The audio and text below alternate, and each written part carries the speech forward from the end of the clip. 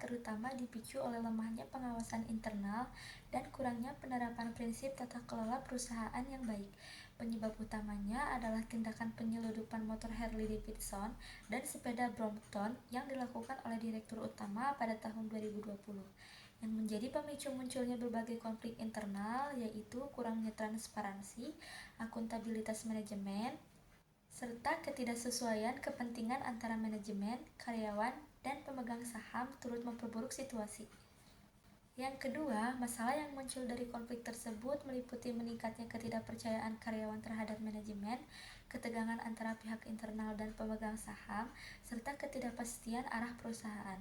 Konflik ini juga menimbulkan keresahan di antara karyawan karena mereka merasa kasus tersebut hanyalah bagian kecil dari masalah yang lebih besar. Selain itu, reputasi perusahaan turut tercoreng di mata publik dan pemangku kepentingan, sehingga stabilitas organisasi ikut terganggu.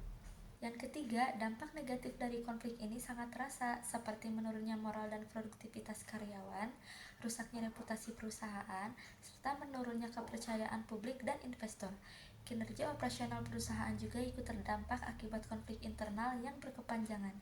Namun, jika dilihat dari sisi positifnya, kasus ini memberikan kesempatan bagi PT Garuda Indonesia untuk memperbaiki sistem tata kelola perusahaan.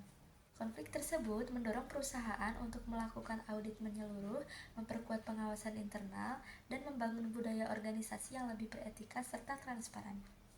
Yang keempat, dalam upaya menyelesaikan konflik, pemerintah sebagai pemegang saham mayoritas melakukan pergantian direktur utama dan manajemen yang terlibat, kemudian melaksanakan audit secara menyeluruh.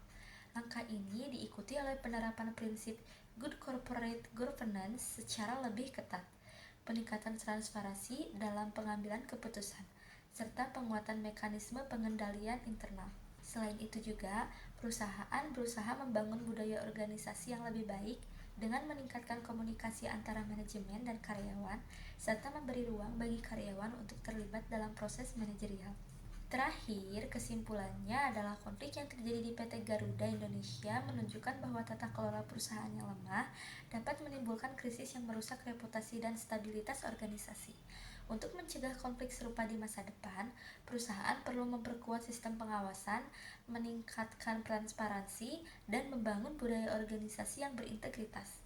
Langkah-langkah ini tidak akan hanya memulihkan kepercayaan publik, tetapi juga memastikan keberlanjutan perusahaan dalam jangka panjang.